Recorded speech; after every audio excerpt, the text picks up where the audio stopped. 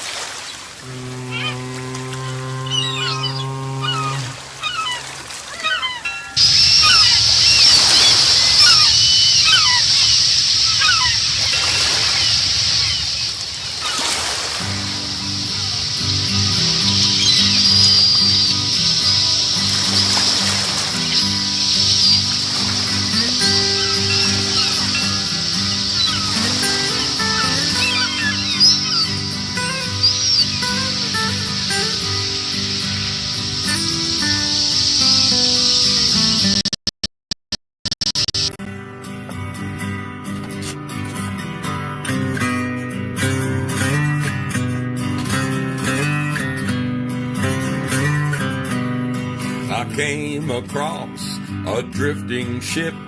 I took a look inside. I found a note that someone wrote that said, take her for a ride. I set a course for sights unseen, went out to open sea. To my surprise, a bunch of sailors joined along with me. Now we're sailing on the mystery ship, and all the sailors here are really hip. There isn't any cost of membership, and all you gotta do is join our trip. Yeah, I'm the captain of the mystery ship, and I'm a-calling all aboard this ship. I'm really hoping that you'll enjoy it up on the mystery ship. So bring a friend and come along with us aboard the mystery ship.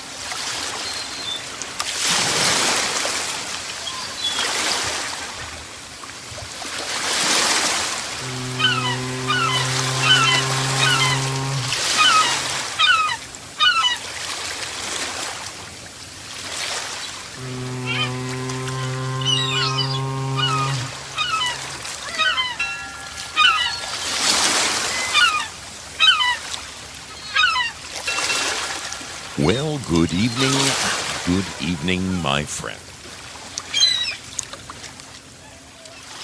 How are we doing?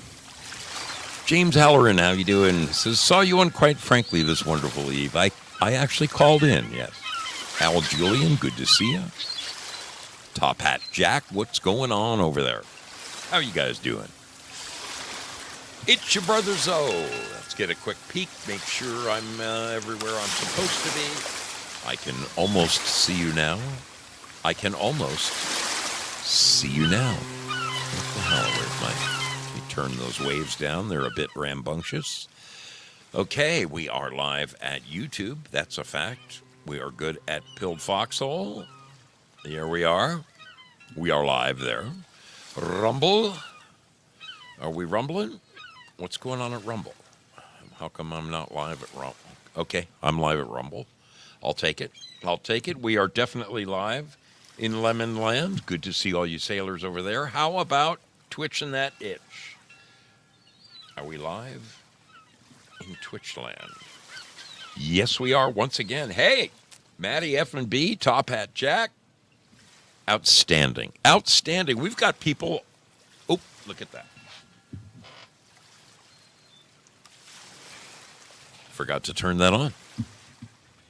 How are you doing out there? It is good to have each and every one of you aboard the mystery ship for yet another sail. I've got some news from hither and yon. Folks, I want to mention that our dear brother, the Texan, is once again back in the hospital. And it's challenging. It's challenging. He needs to get with the right people. We're going to pray for him at the end of the show tonight. It's really a difficult scenario that he is in. As you know, he has had too many heart attacks to even mention over the course of the last 20 years. He's had more stents than Carter's got little pills. And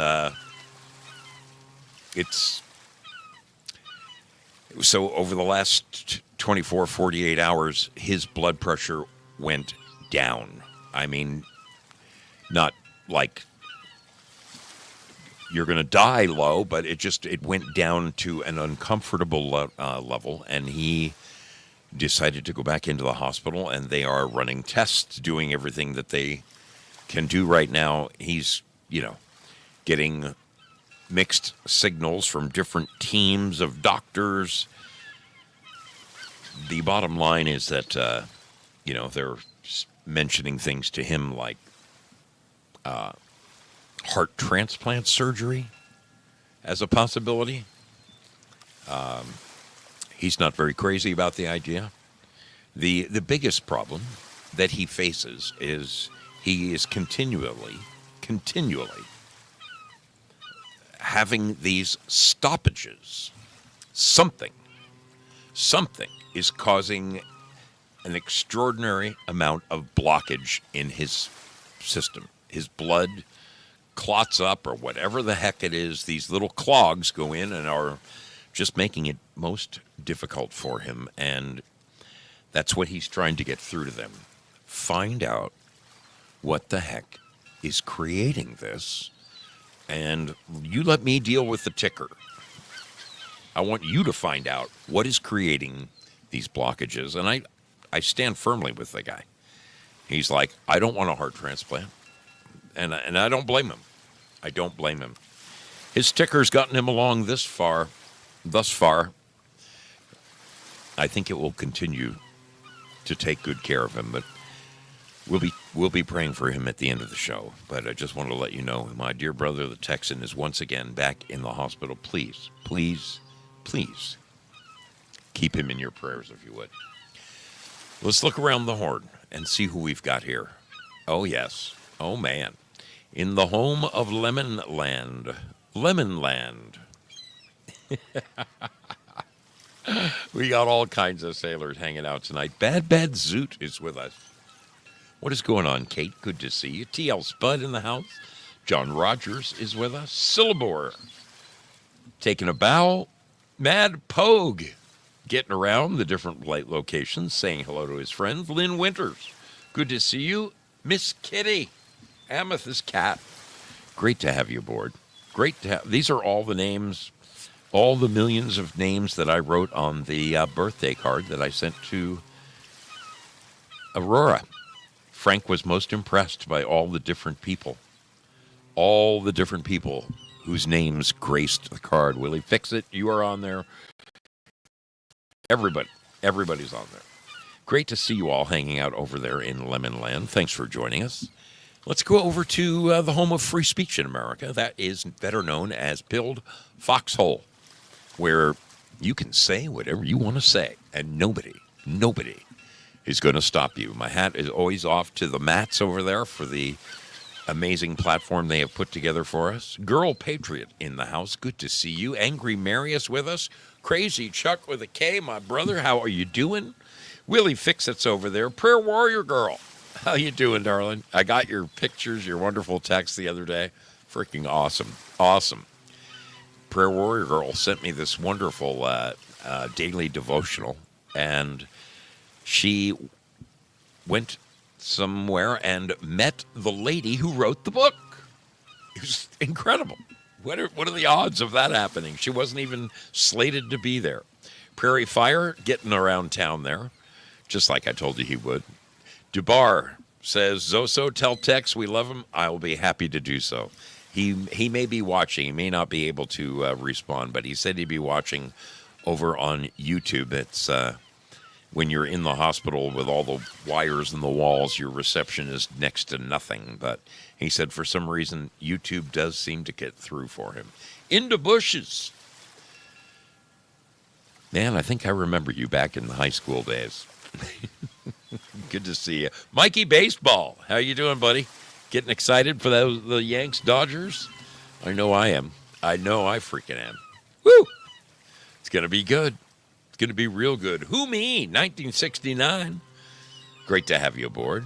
Wonderful sailors pouring in over there. LT57, how is it going, my brother? Porpoiseful, what are you doing, little lady? Good to see you on board the mystery ship. On a Wednesday, even. On a Wednesday.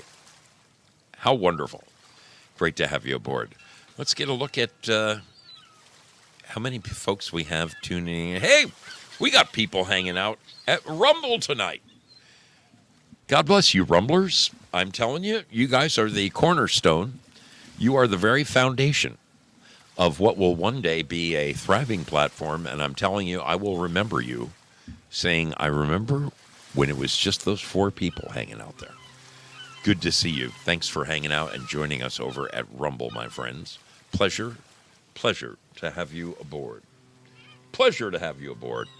Over in YouTube land, who have we got? Oh, my Lord, we got a whole bunch of people hanging out there. Phil Brad is with us. Frank is in the house. James Rohrback. Man, it's been a minute.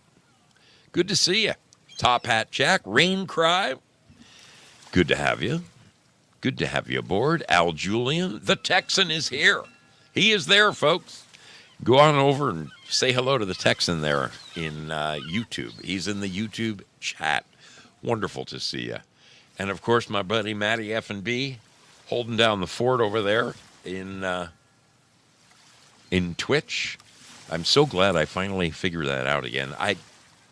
One thing I can say about Twitch is they've got the most beautiful freaking picture over there. It is enormous. I love that about that platform. It's one thing I do like about that platform.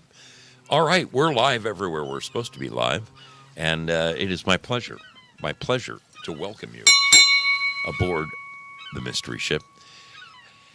Each and every time I fire up my show, I like to, inject a little humor or something silly or stupid. I tried to play this last week on my opening with the Texan, and for whatever reason, I think it was because I was broadcasting through StreamYard and I think I should have shared it onto StreamYard. But either way, I'm going to get to play it today. I'm fairly certain this is going to play. Come on now, work for me. Work for me for a change. Do it. Do it.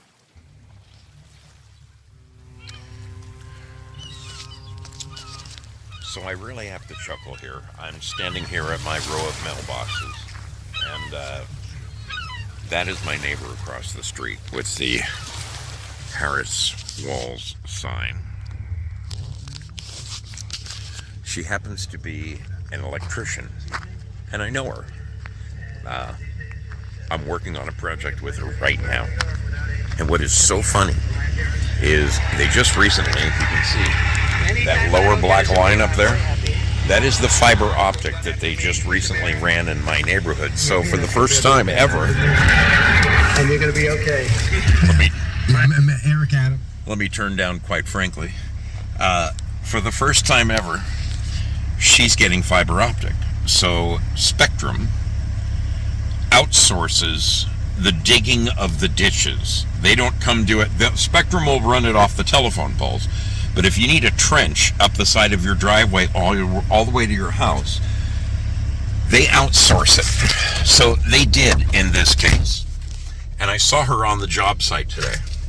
And she says to me, I can't believe these 4 Cuban guys show up and not a single one of them speaks English. She's pissed off. Not a single one of them speaks English. And I told them I wanted the cable dug into the ground, run up the left side of my driveway, but they went in the straightest line possible up to my house, and they zigzagged twice across my driveway. Now my driveway is going to wash out every time it rains because they're not going to get proper compaction. And she's all pissed off that these Cubans came in who don't speak any English, and that they're the ones who installed her new fiber optic. And I'm thinking to myself, well, you're the one with the motherfucking Kamala sign in front of your house. You got exactly what you deserve, lady. You're the one who wants them pouring in over the fucking border, and now you have the audacity to bitch about it? Go fuck yourself. I'm sorry, but sometimes if the shoe fits, you got to wear it, and that's what she wants. She wants all these people pouring over the border. Well, baby, you made your bed. Now lay in it. Now lay in it. I don't know what else to tell her. Oh, yes. So there you have it. That is the latest. That is the latest in my neighborhood. Folks, we have a really, really interesting show this evening. I've been kind of on the fence about this one. And wouldn't you know it, tonight is the perfect night for this one. I've kind of been saving it. Not necessarily saving it for, the perfect time, but I think this is the perfect time. I really do. So glad you're here. If you are new to the Mystery Ship, we sail on Wednesdays and Fridays and Sundays. And on Saturday mornings, I host a classic rock show. Now, I will not be hosting the classic rock show this coming Saturday. Instead, I will be doing the 7th day on Sunday. I have somewhere I have to be on Saturday. It's work related. Unfortunately, I'm working at a bank right now, and Monday through Friday, the tellers are busy working with the patrons, and I need to swap out a giant air conditioning unit that is hanging immediately above their heads. So the only time we can do this is on a Saturday when the bank is not open. So this Saturday, there will not be a classic rock show, but on Sunday, I will whip out the 7th day, and I will play 7 classic rock albums in their entirety, every single song. It's bound to be a wonderful time. I've got a nice little lineup of albums. I'll hint this: Creedence Clearwater will be one of the records we'll be playing. You won't want to miss it. You will not want to miss this Sunday's classic rock show. But normally you can find me, Zoso Dude, on the Mystery Ship Wednesdays, Fridays, and Sundays. And I typically do some sort of topic. I'll choose something. It's called the Mystery Ship because you never know what the heck I'm going to talk about. Such as this evening. This evening is going to be quite the little ride. Quite the little ride on the Mystery Ship. Very glad to have you here. You regulars, I'm about to play a little intermission. That's going to give you 2.5 minutes to run and refresh your grog. or take the dog outside, or do that voodoo that you do. But you've got about 2 minutes, unless, of course, you're fascinated by this video, much like I am. I will see you on the other side of this video.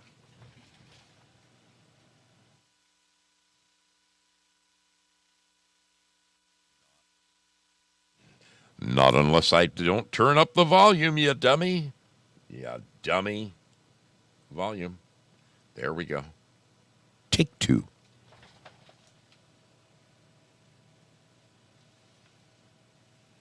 Upon the mystery ship, 'cause we never know where we'll go next.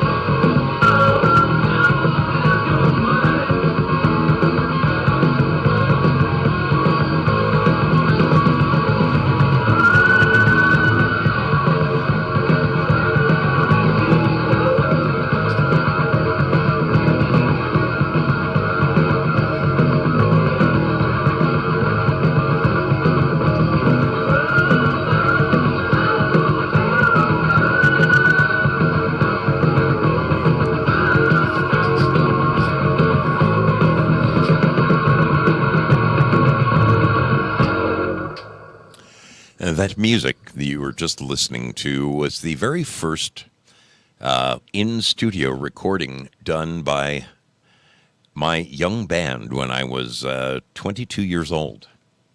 Our first time ever in the studio. The band was called Up for Grabs. And I thought that music was long lost. And I was digging around in my storage unit about a year ago. And in the bottom of one of the boxes that I hadn't opened in years, I looked down, and here were the masters.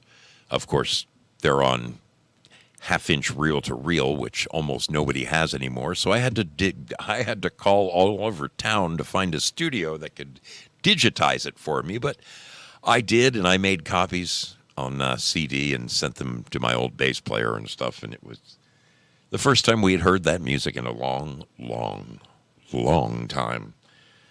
Interesting. Very interesting. I want to thank the wonderful people who come and hang out on the Mystery Ship, the people who support this show week in and week out. You are nothing short of amazing. One of the best ways that you can support this program, believe it or not, doesn't cost a penny.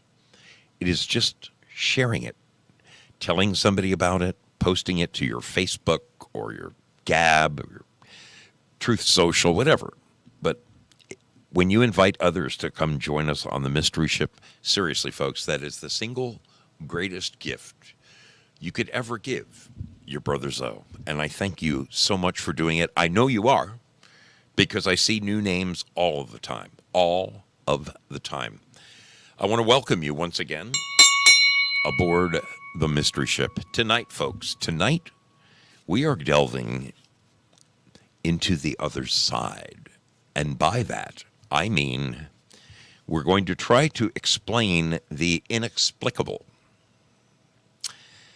By this, I have chosen 3 little vignettes that are stories of people who survived in spite of the odds against them. In some cases, there was divine intervention. In others, it was the person's sheer will, or perhaps it was God Almighty stepping in and saying, not this time, not this time. But I was speaking earlier today with my brother, the Texan. We were talking about, it's kind of funny when you're faced in a, basically what could potentially be a life or death situation, you weigh all of the possibilities. And I know that he is in good hands down there. He's in an excellent hospital there in Texas. I would, if I could, I would seek out the number one cardiologist in the entire country and fly the man into Dallas so he could look at my dear brother. When you're dealing with things like the heart, you really, I mean, to me, it's worth a second opinion. I know that he's got teams of people around him. He's been to, I think this is the 3rd different hospital that he's in. So I'm sure he's getting a number of different, ideas of what is his best next move. And I just want us to continue to pray for him and just pray for his strength, folks. Pray that God strengthens him, because sheer will and determination, the guy, he's got it in sacks over his shoulder. Okay, that's not the issue. The issue is the fragility of his ticker right now. His heart has been through the ringer. Absolutely. It reminds me of that, what's that song where the guy says, put my heart in a wearing blender or whatever? That's, his heart has been run over by a Mack truck. But he's taking a licking and he's still ticking. We just want it to stay that way. I shared with him that years and years ago, when my father was still alive, my dad had a heart attack.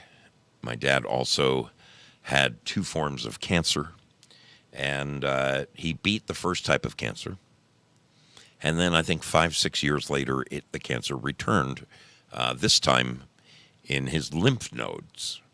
And the doctor,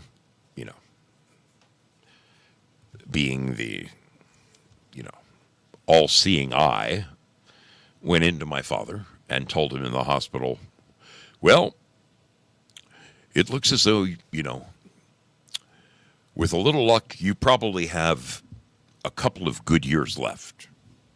So if I was you, I would do the things that you always wanted to do, and I wouldn't waste any time in getting your affairs in order. My dad sat up in the bed and looked at this guy and said, you're not going to tell me when I'm going to go. I'm going to go when I'm damn good and ready. And 13 and a half years later, when my dad did finally succumb, it wasn't to cancer. It was to emphysema. He just couldn't get off those Pall Malls. Those non-filtered red Pall Mall cigarettes. My dad smoked them right up to his last day. Emphysema is what got him. But it wasn't the cancerous death sentence that the doctors gave him. And that just proved to me right then and there. And since then, I have clearly understood this, that, folks, your mind is the single most powerful tool and gift from God that you possess. And I believe this with all of my heart, just as Christ told his disciples. If you believe, if you would just believe, you could cast that mountain into the sea. Well, it's no different these days, okay? We are the same generation, just a couple thousand years later. And whatever you believe will happen, will happen. There are others. I remember one of my very first bosses. I can't remember what his affliction was, but I know that the doctors opened him up and they told him, "You got 3 weeks," and 3 weeks later he was dead. A very different fellow than my father. Very, very different.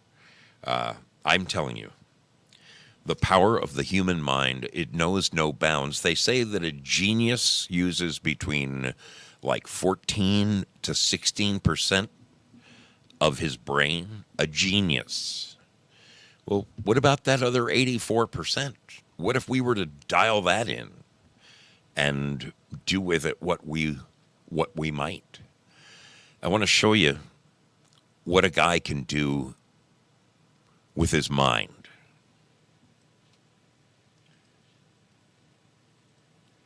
This is a man performing telekinesis, and he's going to do something to this beer can or Pepsi can on the table.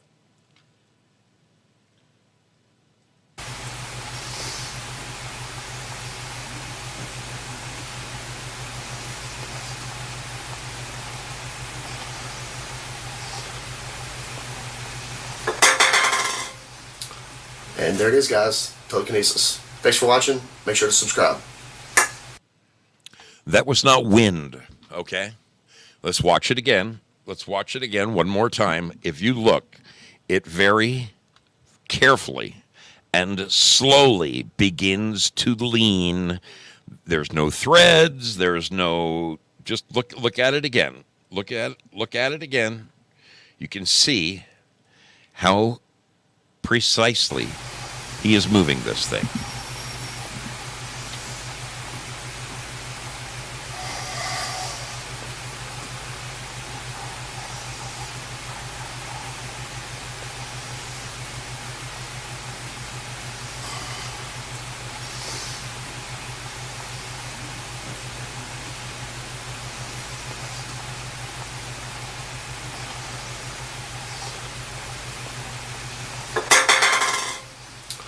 And there it is, guys. Telekinesis. Do you know why the can moved? The can moved because he believes with all of his being that he has the ability to move it. I'm telling you, what you believe will come to pass. I believe that my dear brother, the Texan, is going to be just fine, and that he and I are going to have a great many, many, many big shows to do together as soon as he's feeling a little better. I believe wholeheartedly that's what God has in store for him. I believe it with all my heart and all my mind. Tonight, I want to present to you a couple of 3 little stories here of people who were told this probably shouldn't happen for you. Yet, in spite of that, they defied all the odds and overcame. We've got a number of people who need to overcome things right now. I'm thinking exactly of my dear brother, Gary Flessner. I don't know if he's listening or not. I hope that he is. Gary is in a tough situation right now, but I know this. I know this as sure as I am sitting here talking to you. That man has more tenacity. And although things look a bit grim right now, when he summons up his inner resolve, he will overcome this, and he will go back to his apartment. Sometimes you just got to be in the right frame of mind. And that's what I want us to pray for Gary at the end of the show tonight. I want us to pray that he gets into the right frame of mind, because I'm telling you, what you believe will happen to you. It will. Just as sure. I'm not kidding you. I firmly believe that. Let me bring this up on the screen. This is the story of a young woman. Now, the doctors told this woman that she wouldn't live. The doctors told her that she wouldn't live past 21 years. That's what they told her. She wasn't having any. So let's look at this for a second.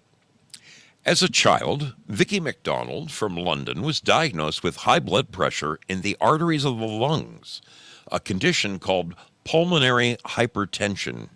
This can lead to damage to the heart. She reflects on how she manages fears about dying. On my 21st birthday, my mom told me that the doctors didn't expect me to live past 21. I was shocked. I knew my condition was serious, but I thought if I took my medication and kept appointments, I could live a normal life. I didn't feel scared at the time. I felt excited that I'd been able to buck their expectations. I went to university, I started my career, and in 2008 I met my husband-to-be, Paul, at a New Year's Eve party. When I was in my 20s, I pushed my condition to the back of my mind. I focused on my career. I was sociable and went out a lot. Then in 2018, when I was 34, I collapsed in a train station. I woke up with all these people around me asking questions. The doctors told me I needed to wake up to realize I had a heart condition and to look after myself better. I'd been quite carefree until then, but all these fears quickly bubbled up. I began to think, is this the beginning of the end? I started to worry about the people I would leave behind if I died. I thought about my husband. How is he going to feel? I worry more about that than the actual dying. I did a 6-week course with a yoga therapist. We did breathing work, which helps calm down my heart rate when I feel anxious. And she helped me to connect with how I was feeling. I kept coming back to the same thing, that my fear was centered around Paul, her husband. She said, you need to have a conversation with him. So Paul and I shared how we felt. I wanted him to know that if anything happened to me, he had done everything that he could. Writing down your worries makes them less scary. So my anxiety can get worse at times. When my dad died, my anxiety about dying started up again. I saw a grief counselor who explained that this was the way my grief was showing. She said I should write down what was worrying me, including the worst things that could happen. Once you look at it, it starts to feel less scary. There's another technique that works for me. I have an elastic band on my wrist. When I'm feeling anxious, I just snap it.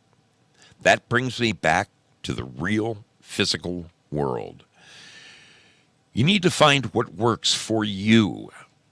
Be kind to yourself. When you're feeling anxious, get over it at your own pace. It doesn't matter if it takes you a little longer. You're working through it. You can take that as a triumph. So this is a woman who was told she wouldn't make it past 21. At the time that this was written, let me see what year this was. She was 40. Yeah, darn it. This is several years old. Several years old.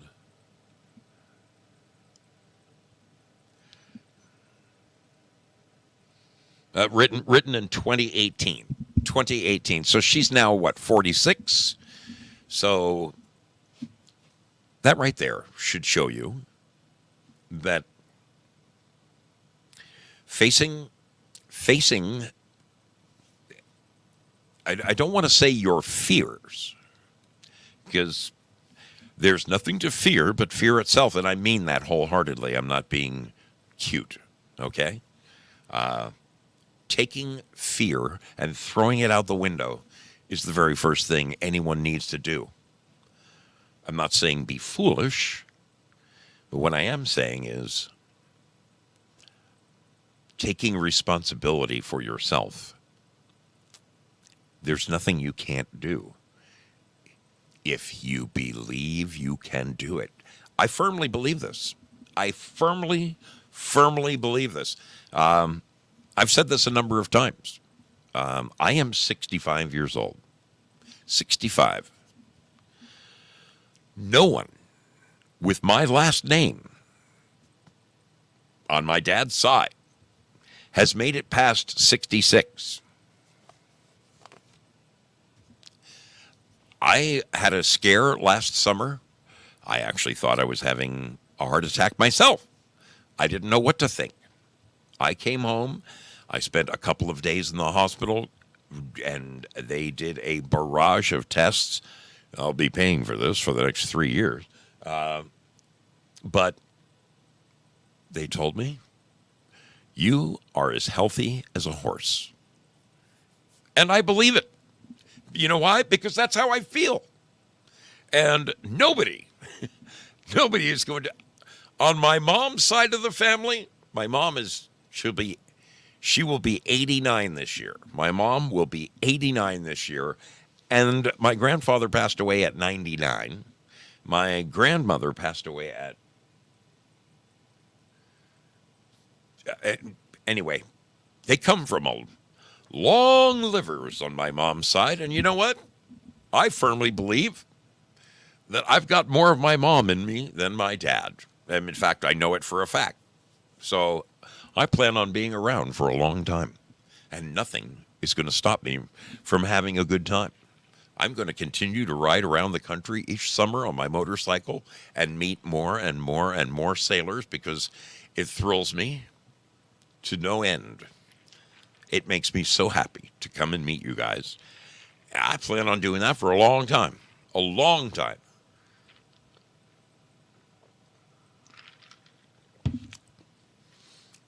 I have a story here about a young boy. And this is one of those, the doctors can't explain it. Personally,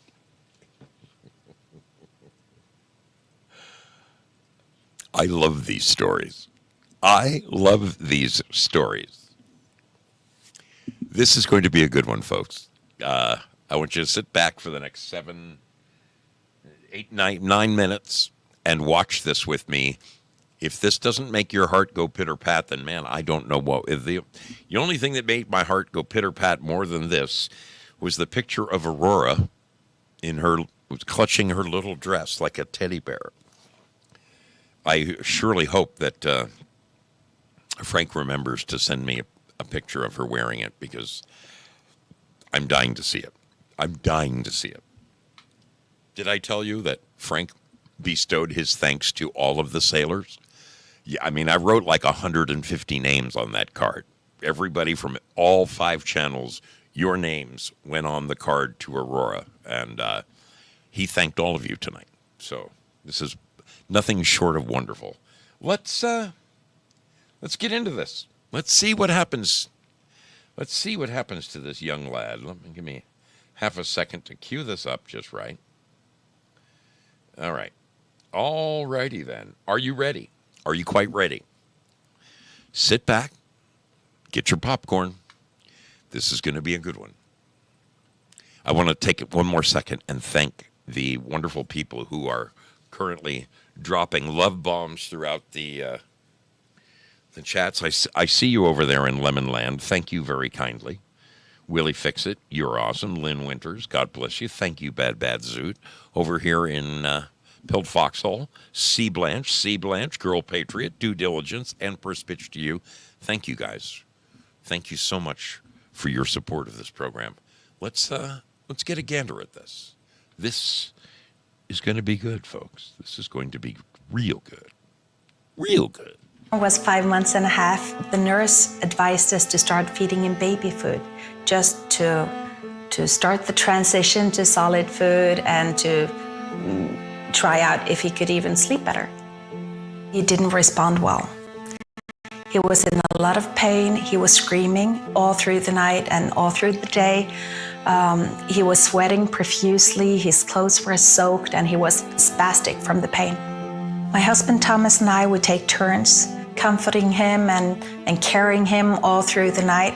And each one of us could take maximum of 30 minutes. And then we would have to switch.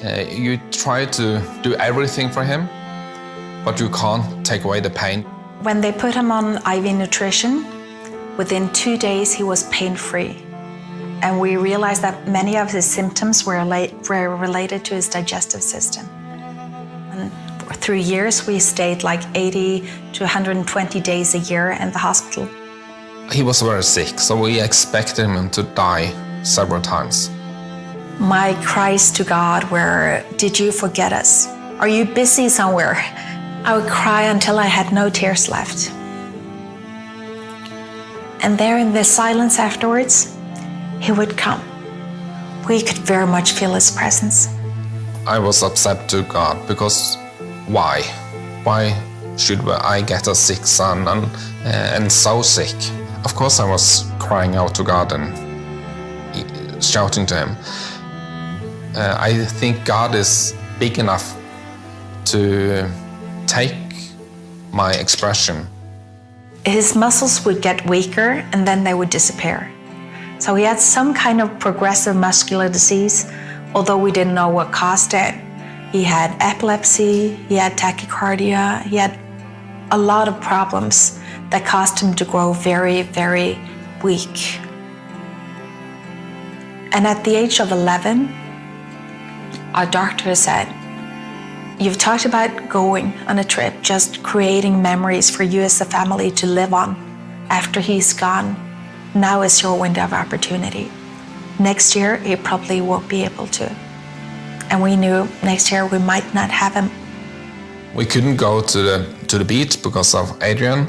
We couldn't play in the sand. We couldn't go to Disney park because he was too weak to go to everything, and he just had to look at them, and that was not fun for him. And we thought, well, we'd like to go to a conference, like a church conference. And that might sound weird, but we had never been able to go anywhere. But we thought, so what if we go to Bethel Church? Our kids just love their music. When we got to Bethel, Adrian leaned over and he said to me, "Mom, now I know that whatever God has for me, that's what I want. I knew he wants the best for me." And that was just great.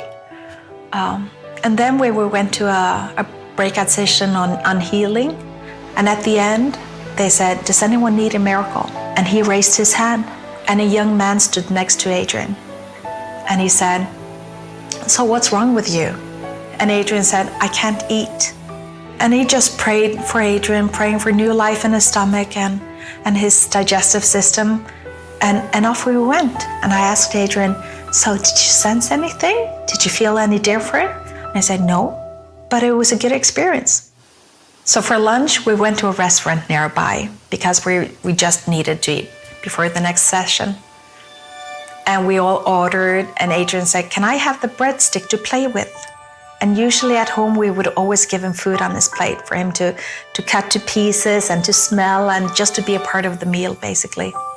And all of a sudden, Adrian said, "Can I have another one?" And we said, "No, you already have one." And he said, "Not anymore."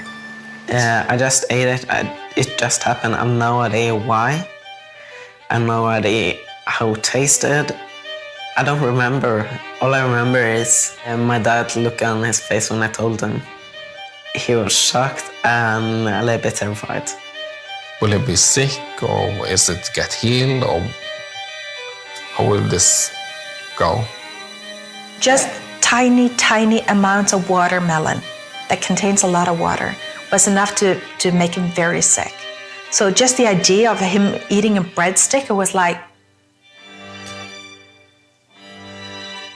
it was unimaginable. So my husband and I started talking. Now what do we do? Do we take him to a hospital?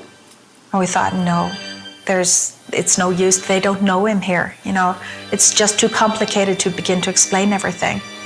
And we thought, well, we'll just have to observe.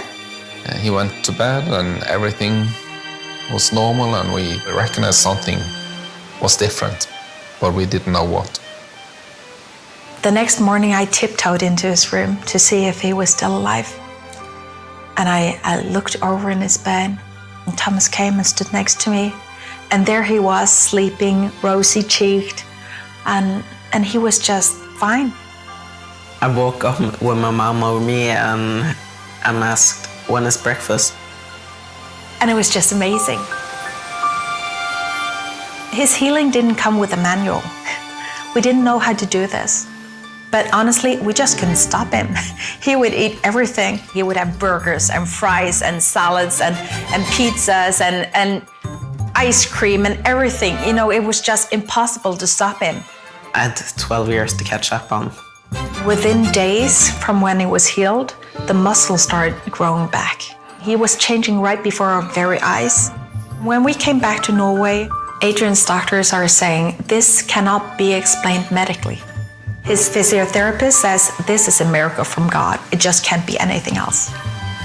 It's a very strange feelings when you have been through so many years where expecting him he could die, and now he has the possibility to grow up, to get a family, and to get everything is possible for him now. That is amazing. I remember the very moment I was in a car and I realized that Adrian would have a future.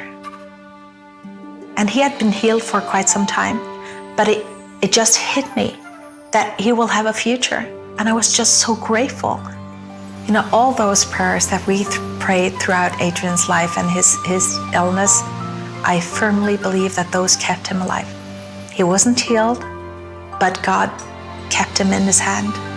I believe in the power of prayer, and I believe in the power of God.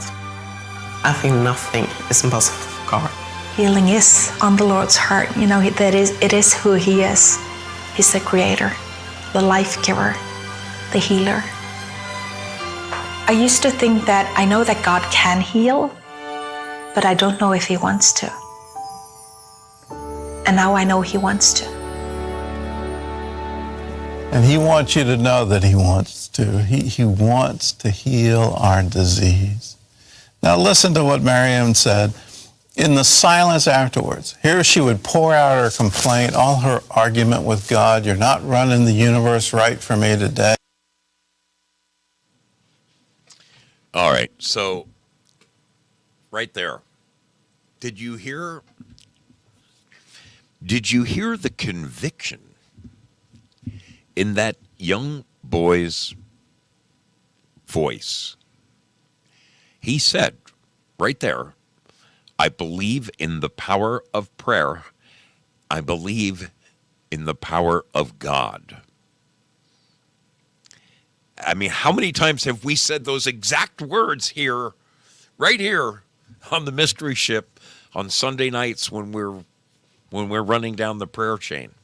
I'm telling you, folks, nothing is impossible.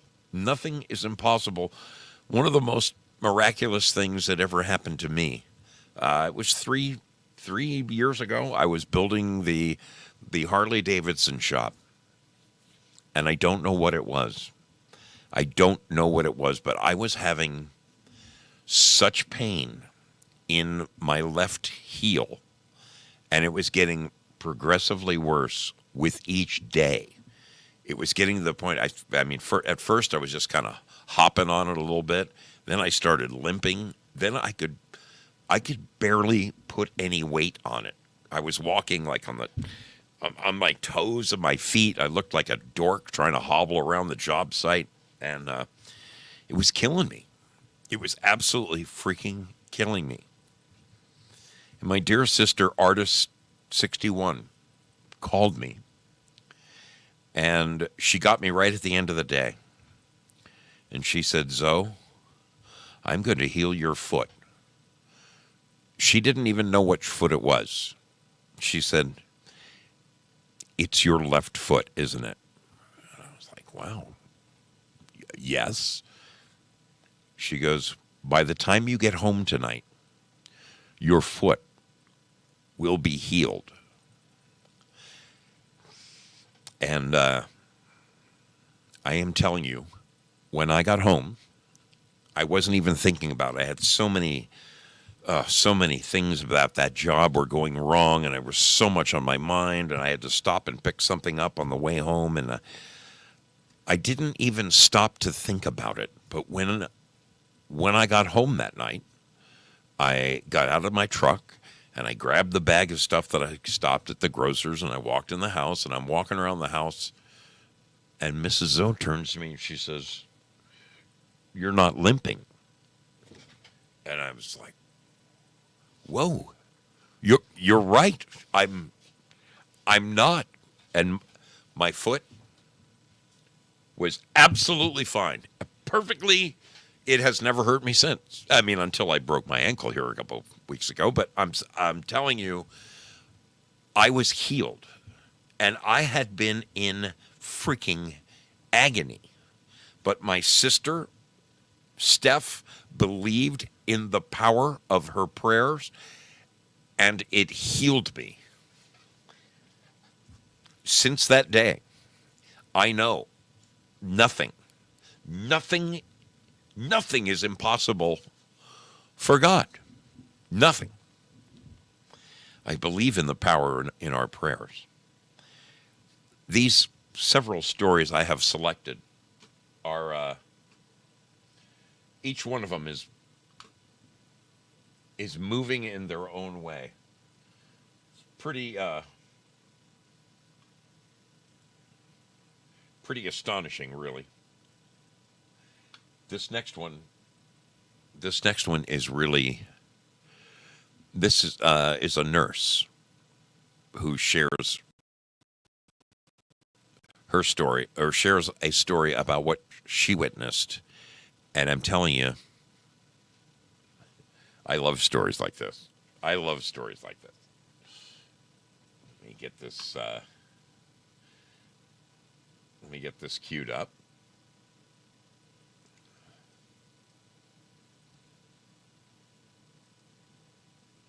All right. This is a good one, folks. This one's going to blow your mind. Are you ready? Let's take our next little journey on the mystery ship. I'm laying in the ambulance and I'm trying to breathe, and it's getting shallower and it's getting harder, and I just couldn't push air anymore. Like, it just wouldn't go through. And I just looked up at them and I just whispered, "This is my last breath." And that's the last thing I remember. July of 2016, David Beezer lay dying in the back of an ambulance. The high school football coach was in need of several miracles after a boating accident with his family on the Colorado River left him fighting for life. I had been up and down through that area, thousands of times. Each trip we would go, that was the only way to get in and out back to where we were camping or where our house was. The sun was setting and it was coming down at an angle, and there was a glistening shimmer on the water, but you couldn't tell how deep it was. A sandbar had developed just inches under the water's surface since the last time David had cruised this stretch of the river. He drove his boat onto the sandbar at nearly 40 miles per hour.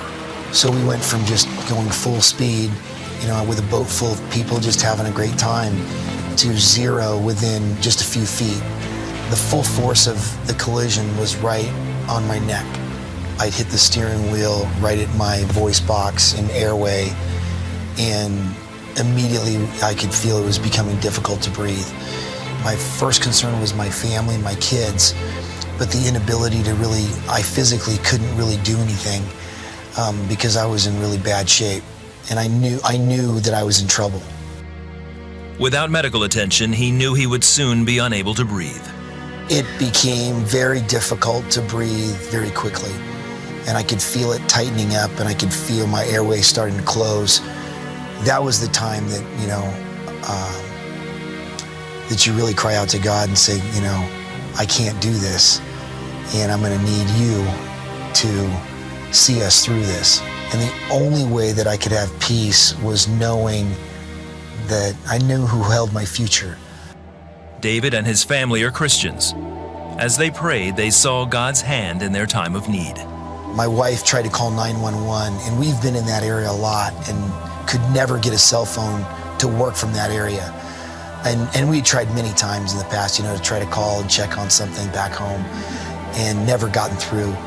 That day, the phone call immediately went through to 911. First responders quickly arrived at a nearby boat ramp, but had to wait for a sheriff's boat that was still 20 minutes away.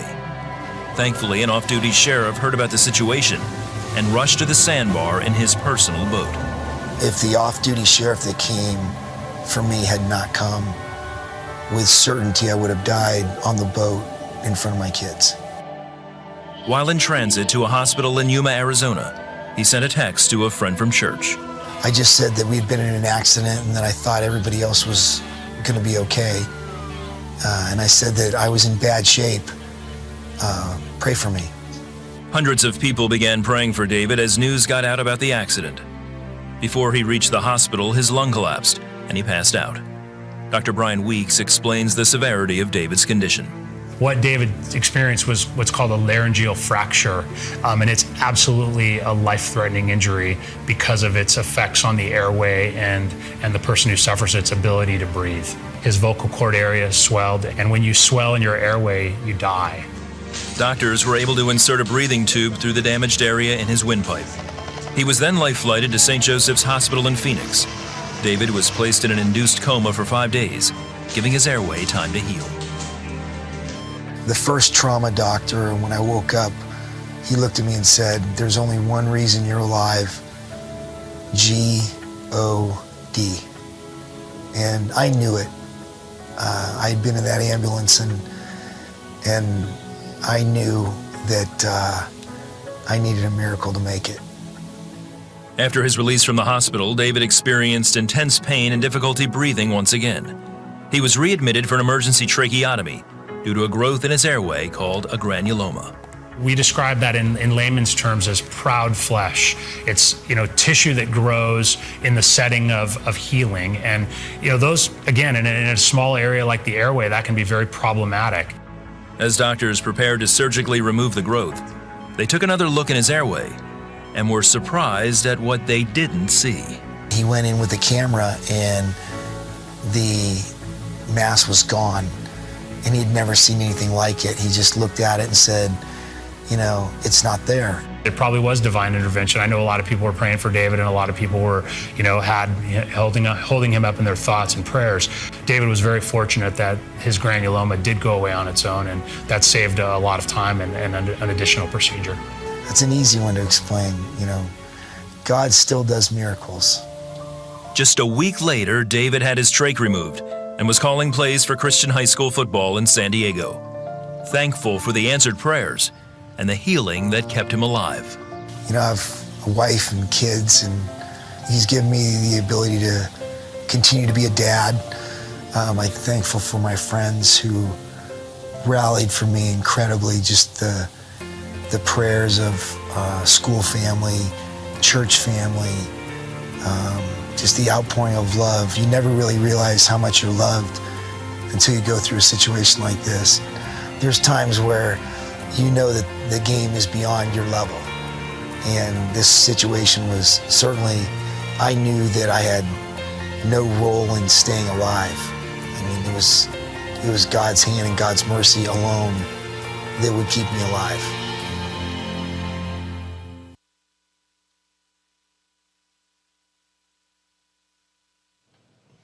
Once again, the power of prayer performs a miracle. Don't tell me that it's not possible. I won't believe it. I firmly believe, particularly when you get gangs of people praying for a common cause, you know, even if you're not religious, if you believe in consciousness or whatever, I'm telling you that a bunch of minds coming together for the common good can't be stopped. The power behind that is amazing. It is just amazing. I love stories like this. Man, especially when people pull through when they're not expected to. There's hundreds, there's thousands of these stories out there. I tried to pick a few that I thought might be poignant tonight, given that we've got a couple of our dear friends right now who are really in a rough way. I want to share one more with you. This one, this next one is quite moving. Let me get it queued up here. Okay.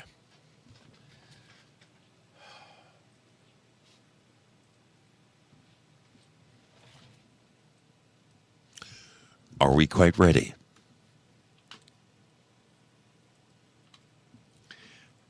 Here we go.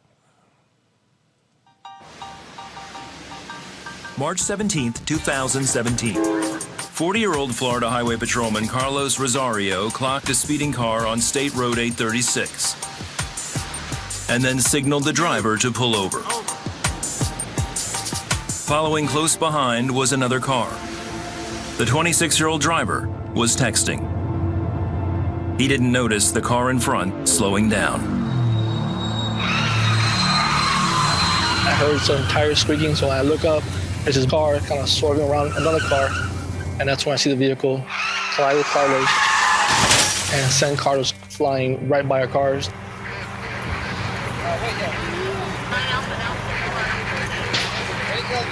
I was a traffic homicide investigator for a couple of years, and I've seen death. Unfortunately, I've seen fatalities on the highway that looked less injured than he did. Really, it just feels like your heart breaks. It really does. Carlos's wife, Anna, was at work when she got the call. My heart dropped. I was just scared. You know, I didn't want to imagine the worst. Carlos was life-flighted to Jackson Ryder Trauma Center in Miami. Trauma surgeon Dr. Carl Schulman was one of a large team that fought to save him. So I'd say Carlos' situation when he first got here was about as serious as it gets. His blood pressure was very low, the transfusions were having to go constantly, and we were really struggling and doing everything we know how to do to keep him alive. There were multiple times where I thought he wasn't going to make it. Anna arrived at the hospital where Carlos's brother, also a trooper, filled her in. I knew that it had to be really bad because the way he looked at me, I could see the fear in his eyes. He had a lot of facial injuries. He had a traumatic brain injury. I mean, his orthopedic injuries were devastating. The biggest thing that crossed my mind was, how long is he gonna live? And am I able to see him or see his eyes once more? Diffuse. For hours, Anna and a room full of friends, family, and Florida State troopers waited. Then doctors told her they discovered a brain bleed that might require additional surgery. I started to cry, and my oldest son says, "Mom, no. You know that we serve a God that he performs any miracle." And we went on our knees to pray, everyone in that room, they also went on their knees too. And I said, God, I know what you can do for my husband. I believe it. Right there and then, the doctors walked in and said he was able to react to what we were waiting for him. We don't have to perform surgery on the brain in the area where he was bleeding. Carlos lived through the night, but was still in a coma. For 17 days, his loved ones waited and prayed until he finally woke up. And I remember seeing my wife there with me, hugging me, kissing me, the doctors, how do you feel, asking me a lot of questions. It was joy, and I had so much peace. He could not talk because his mouth was wired shut, but the movements that he would make, that's how I understood that. I knew that he was going to be okay. I just felt it. I know that Jesus was with him. But with multiple fractures in his legs, arm, back, and jaw, Carlos began a very long, steep road of physical recovery that didn't look promising. To be honest with you, in those early days, I didn't see him getting back to work. Not being able to be there for the family, having Anna clean me, and until I could become independent again, those days were the worst. In the face of their fears, the Rosarios turned to God for hope and strength. Then Anna would encourage me, and my brother would encourage me, and hey, no man, through Christ you can do it. Let's just pray. Just shy of 3 months after the accident, Carlos stunned everyone when he took his first steps on his own. So when I started walking, it was exceedingly, abundantly above all we ask or think of. It was all him. And I knew that day that I was going to be coming back to work one day. He has a lot of faith, and I think that really drove him and pushed him to know that he could see the end. He knew he was going to get better.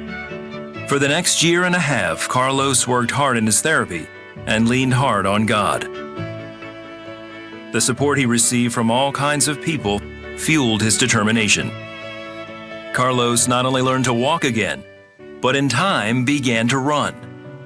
He went on to recover fully, and to everyone's amazement, Carlos returned to work less than 2 years after the accident. I didn't think he was going to recover the way he recovered.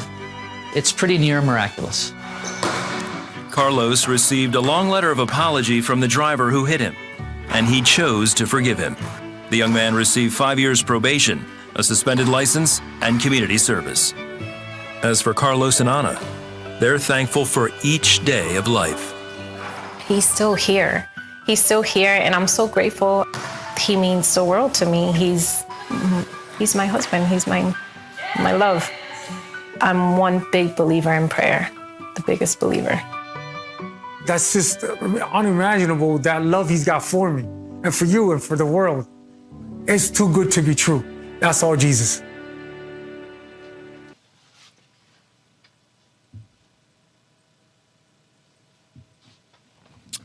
Folks, is there any doubt?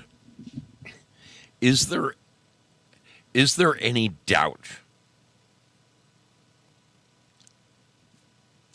that if you believe in the power of prayer, you can overcome just about anything? I hope that there are no doubting Thomases out there. I've got one last vignette for you. This, oh, I'm sorry. I've got two more. Well, I thought my time was going a little fast. Yes, this is, this one's a really moving one. And then I have one more after that. Which one do I want to do first? You know what? I think I'm going to do this one first. Ah, man. I'm telling you that stories like these lift me up whenever I'm like down and out. I think of people in this position who have overcome and returned good as new. And I mean, we pray for that very thing. I say that a lot on Sunday nights, that God just make these people good as new again. It is absolutely possible. Absolutely possible. Take a look at this one. Take a look at this story right here. Changed me, and I think I witnessed a miracle. I am a medical professional, and I do believe in science and facts and certainty, but this one story did have me questioning everything and made me believe in miracles and possibly supernatural things. I don't know what to think of it. So here is the miracle part of the story. I was doing a late admission years ago on hospice where I entered into the home. The patient was arriving from the hospital. It was late. To be very honest, I was a little annoyed, not at the patient obviously, but just at work that I had to work late. And, I was hoping this would not take very long until I saw the patient, and I saw that she was young and she was actively dying, which means dying within a few hours to a few days. And to me, the way she looked, I thought that night. So I thought she had a few hours left. So of course, I'm doing everything I can for this patient and then her family, which were her children. Her children were in their mid-20s, and I could tell that they had no idea what was happening because they were asking me questions like, when is my mom going to wake up? When can we get her physical therapy? How are we going to feed her? Things like they weren't understanding that she was going to die and she was going to die soon. So how did I know that she was going to die and going to die soon? She was had changes in skin color. So she looked cyanotic, which basically means blue. Her lips were blue, her skin coloring was blue, which is not a bad thing. That's a normal thing at the end of life. But what was bad about it is that obviously her family didn't know what was going on. She had changes in breathing. So changes in breathing is like one of the last things I see when someone's about to die. She had terminal secretions, which is that death rattle I always talk about. So gurgling with every breath. She was fully unconscious. To me, she looked so close to death that I kind of wanted to just stay at the house because I thought she was going to die any minute. So once I got her settled and she never looked like she was uncomfortable. She always looked very peaceful. But once I got her settled at home, I took the kids aside and started explaining to them what was really happening, letting them know that their mom was very close to end of life, probably going to die that night. Here is why I think that, explaining everything that I just explained to you about her coloring, her changes in breathing, how she sounded, what she looked like, and asked them if there was anyone else they needed to call or to have come over to help support them. So of course they took the information so graciously, and they were calling family to get people over there. And I sort of just hung out, kind of waiting for her to die, thinking she was going to be dying definitely that night, probably before I left.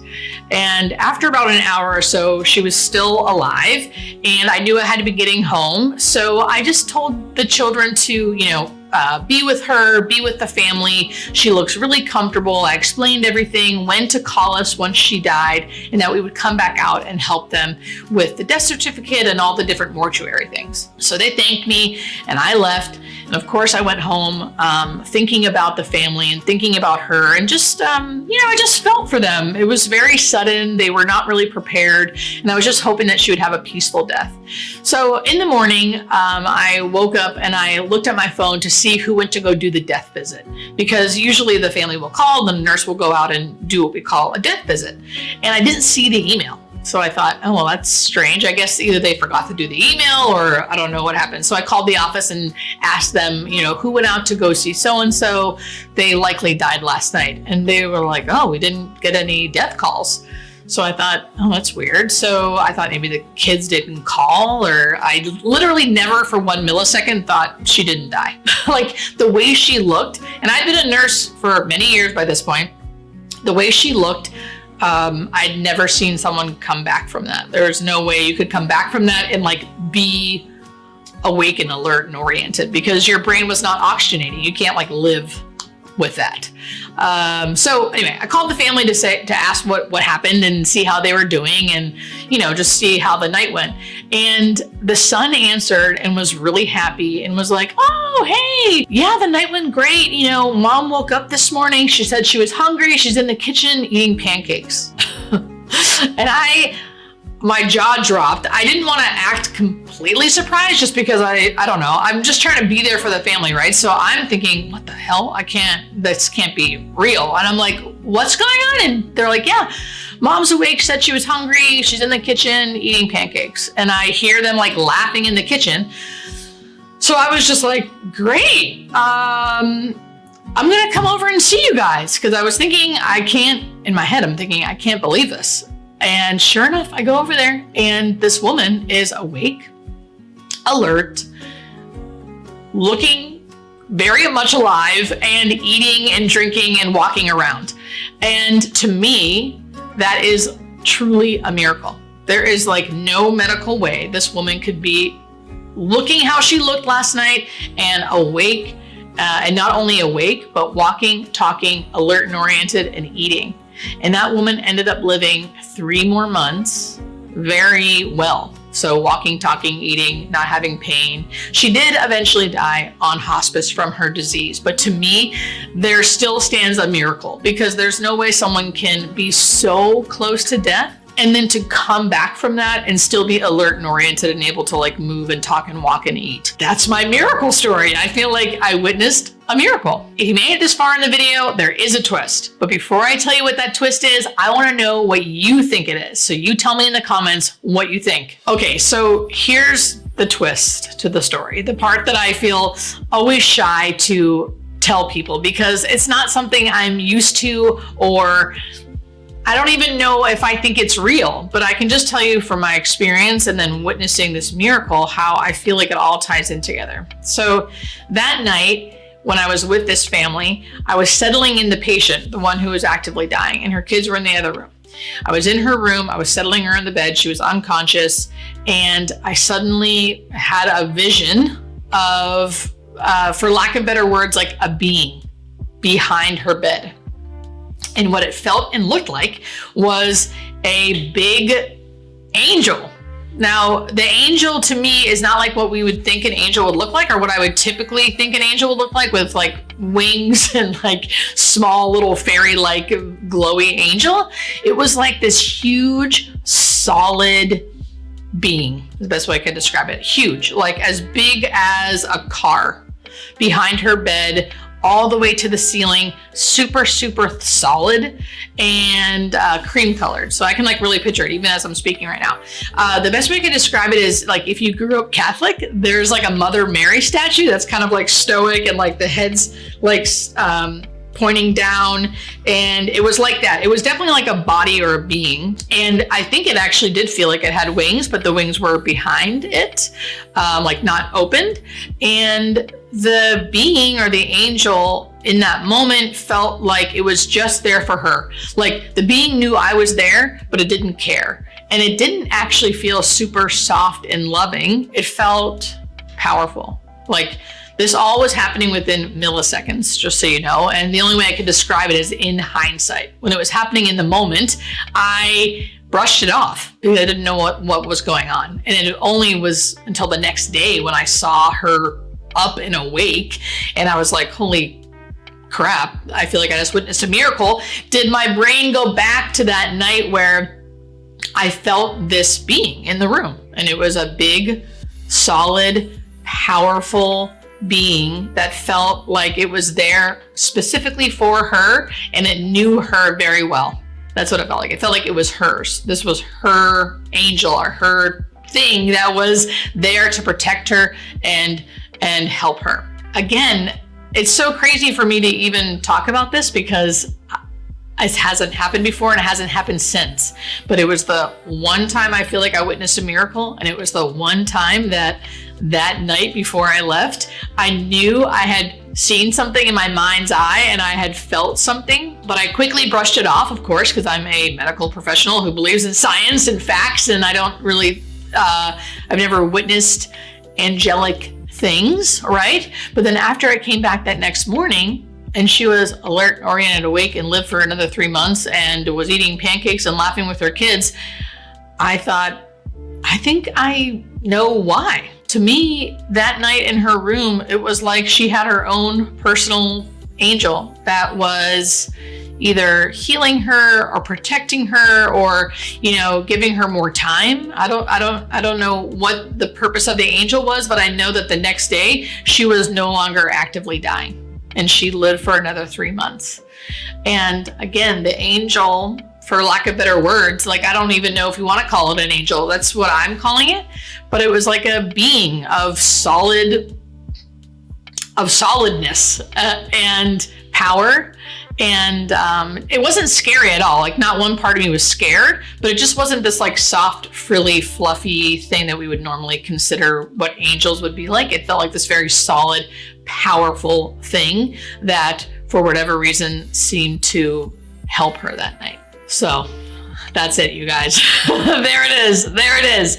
I know it sounds wild. I know it sounds crazy. I don't even know what to think about it, but I like to share these things because, one, why not? I want to hear what you guys have to say about this. Have you witnessed anything like this? Is your experience with a being or angels like my experience? And if you don't have a story to share, just please read the comments. My comment section and videos like this are always... All right. That's enough of that woman. You think that, me personally, you would think that having an experience like that would change you. You think that it might, I don't know, open your eyes in some way, open a part of your mind that you previously hadn't, take into consideration things that you hadn't considered before.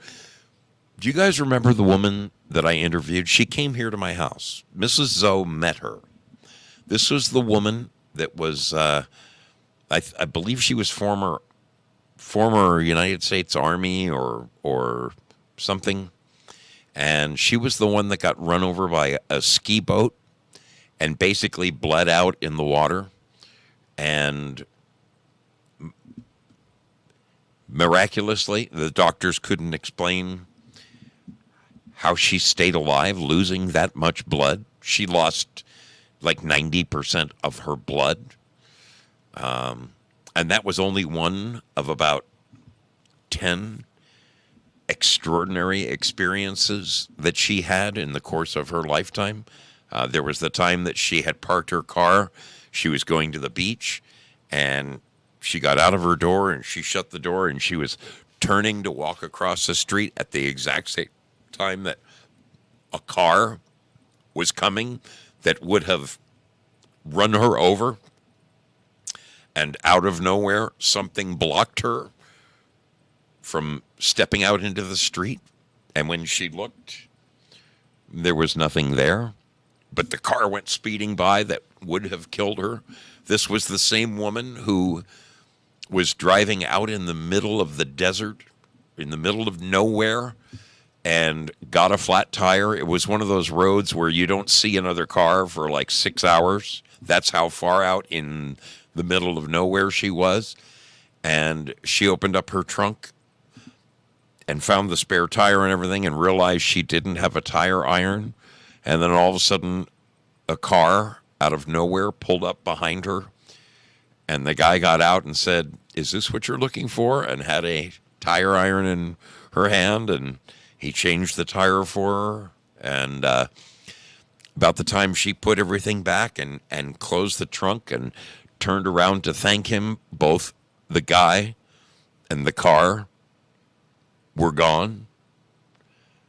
And he didn't drive away. Just, do you remember that lady? I should get her back. She was marvelous. She was amazing. That was one of the most incredible interviews I've ever done in my whole life. And that was there. She had other stories too.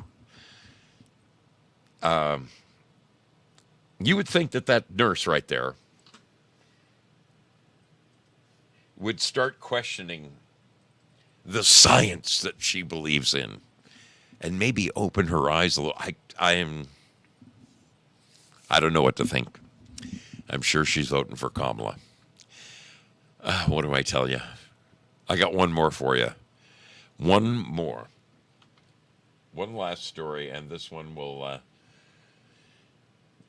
wrap it up for us. This is one of the ones that baffles doctors, where doctors cannot understand what just happened before them. I love these kinds of stories. I love these. This is our last little story for the night. And then I'll come back and chat with you a little bit. Diffuse axonal injury. It's a form of brain damage that occurs in about half of all severe head traumas. A shearing effect happens. All the neurons in your brain are broken. They cannot be repaired. In the most severe cases, death is the most frequent outcome. Of the 20% who do survive, most remain in a permanent, unaware state. 13 on your side's Brent Ashcroft followed a family dealing with this very condition. Their journey of fear, faith, and fortitude is this installment of Our Michigan Life. What's expected when facing the unexpected? My brother was moving from the Upper Peninsula to Memphis, and he had asked Malachi to go with them, help him move. There's no rules on how to react. They had made it most of the way. Process. I had gotten a phone call. Feel. Didn't know what to do. Life as it was known is over. And I just kind of felt a new normal. My world was dropped. Begins. December 8th, 2018. A car swerved. Malachi Griffin hit the brakes. His truck flipped 9 times. He was ejected, landing in the median, broken, motionless. When first responders got to the scene, Malachi's heart had stopped. Paramedics brought him back. I just lost it. Malachi's parents couldn't process what they saw. Our son wasn't even recognizable. His injuries were numerous. Punctured lung, shattered hip socket, laceration on the liver. And severe brain damage. The first probably about 10 days was just putting him back together. Malachi was in a coma. The nurse had told us what we see is what we're going to get, that he's never going to walk out of here. The Griffins turned to their faith. We just kept believing that God was going to do something different. Hoping for a miracle. I should have died in that crash, but I didn't. So God has some purpose.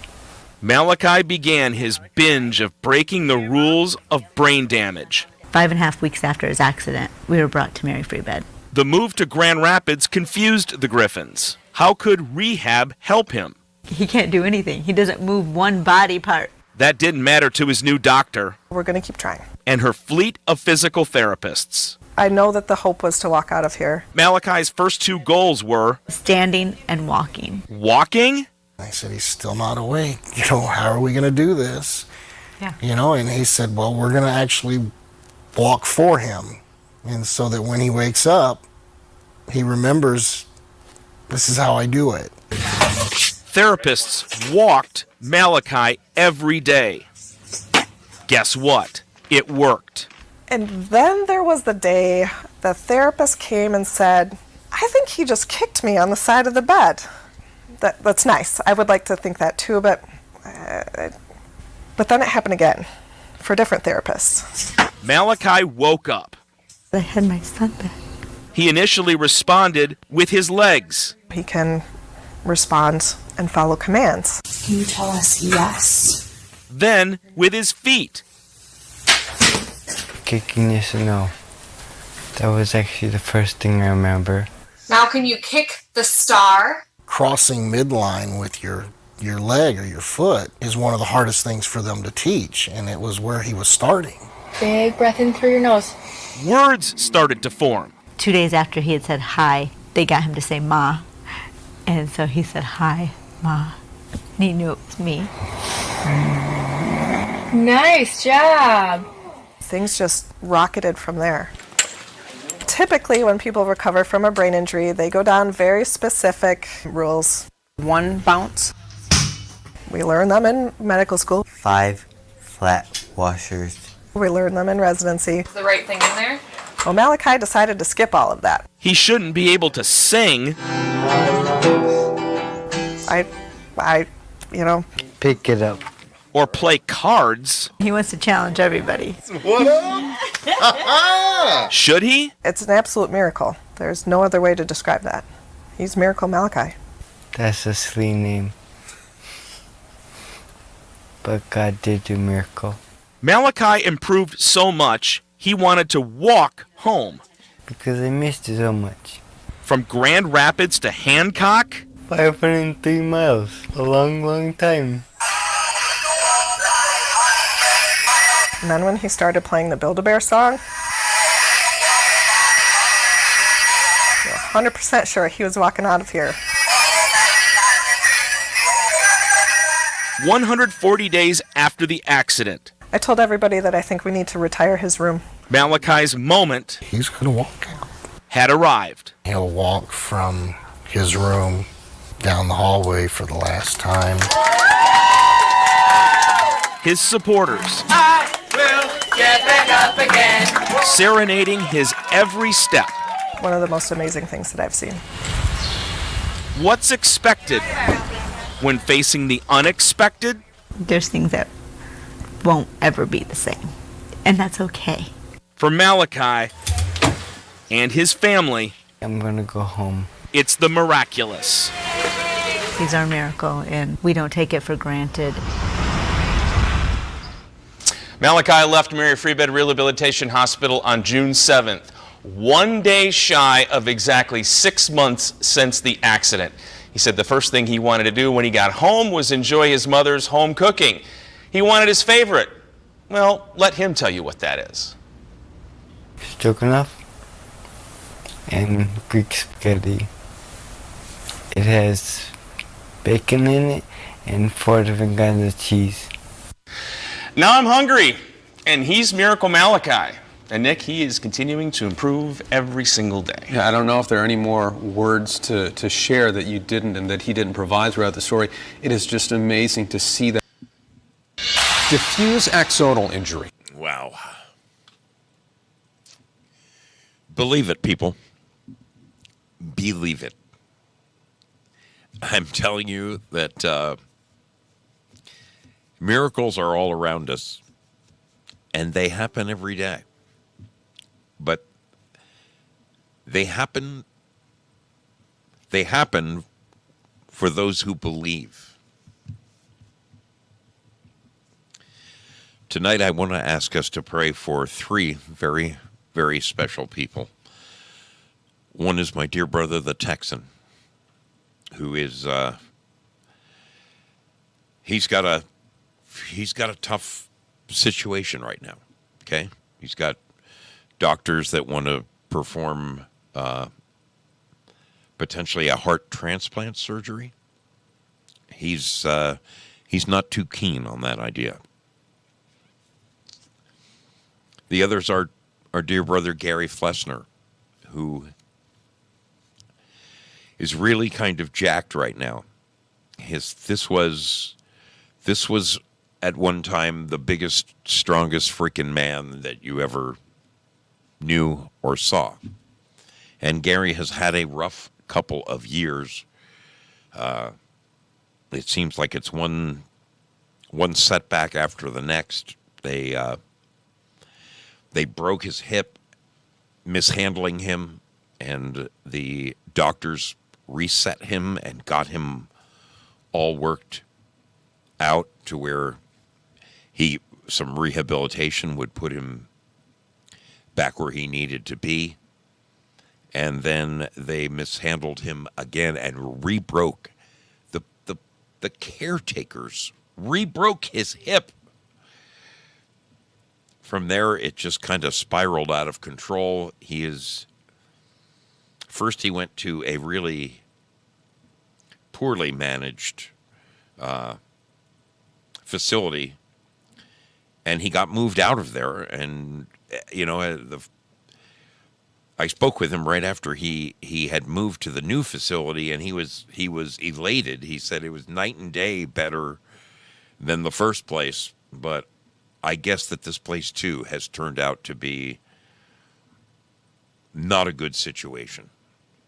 And all he really wants is just to make it home again. I would ask us to continue to pray for our dear brother Gary, that he find the inner strength to battle his way out of this one. Because there are times when you can be your own miracle. The last one is for the young woman, Carrie, that we have been praying for. I got an update. I don't have my phones on me. They're inside. Artist 61 reached out and said, thank you so much for continuing to pray for this young woman. She had a pretty fair run there. She was hanging in there, but I guess just recently, things took a turn for the worse for her. So, folks, the Texan, our dear brother Gary, and the young woman Carrie, who has been diagnosed with 2 different types of cancer. She's the one with the young family. I would ask you, please pray for them. Pray for their complete recovery. And believe in the power of your prayers. And I'm telling you, we shall see all 3 of these people overcome. I'm going to say a prayer right now for all 3 of them. Heavenly Father, there is no limit to what you are capable of. Father, we believe in you. We trust in you. We look for your guidance. Father, I ask, Lord, that you just wrap your loving arms around the 3 of these people and restore them, Father, bring them back to full health. Help them to overcome and withstand whatever challenges are set before them, and that give them the strength. Give them the strength to continue to fight back and take back what is rightfully theirs, which is living a healthy life. I ask this in the blessed name of Jesus Christ, our Lord and Savior. Amen. That's all I got for you tonight. I wanted to share some positive stories because I'm telling you, we've got people who are in need of miracles.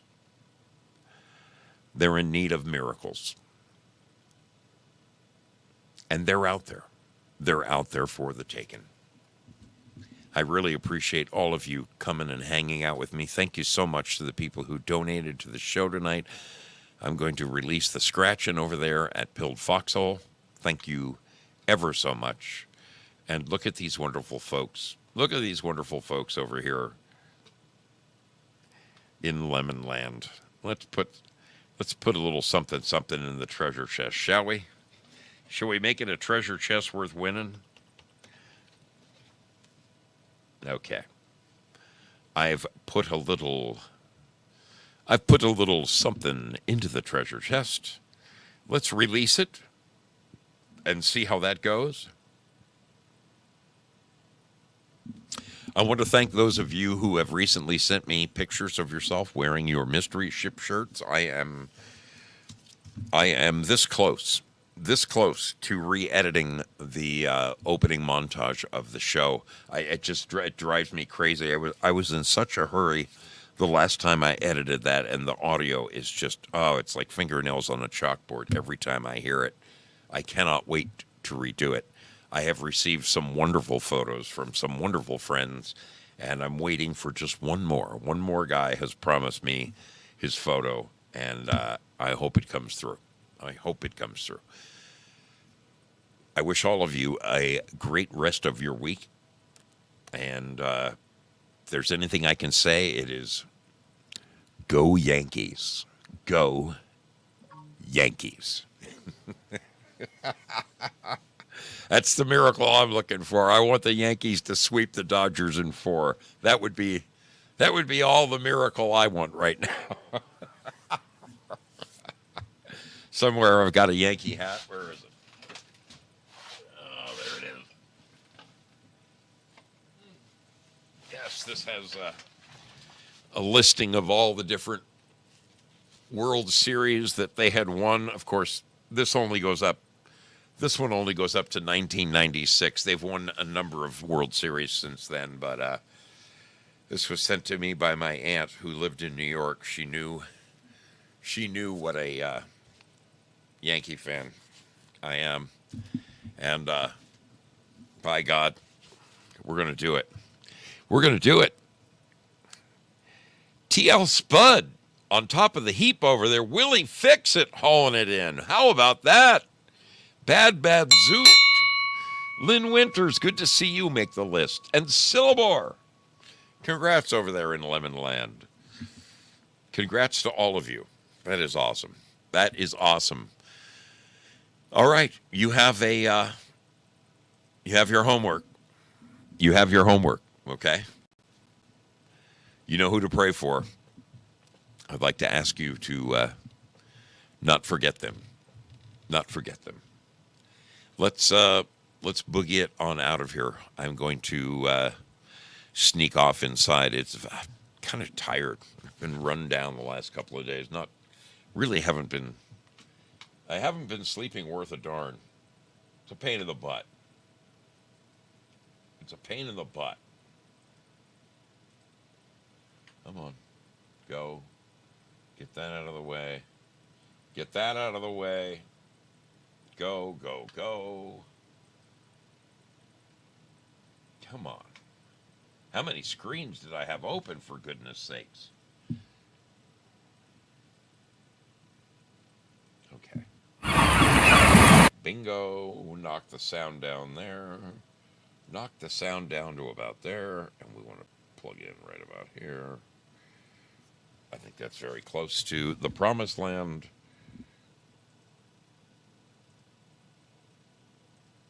One of these days, I'm going to get that dialed in perfectly. Okay. All right. We're good to go. Folks, have a great rest of your week. Know I love you. And we will see you on Friday night. Friday night will be the first World Series game. Going to be pretty exciting. Going to be pretty exciting. We'll see you, boys and girls, you guys and burls, around the corner. Thanks for being here, everybody. Catch you on the flip side.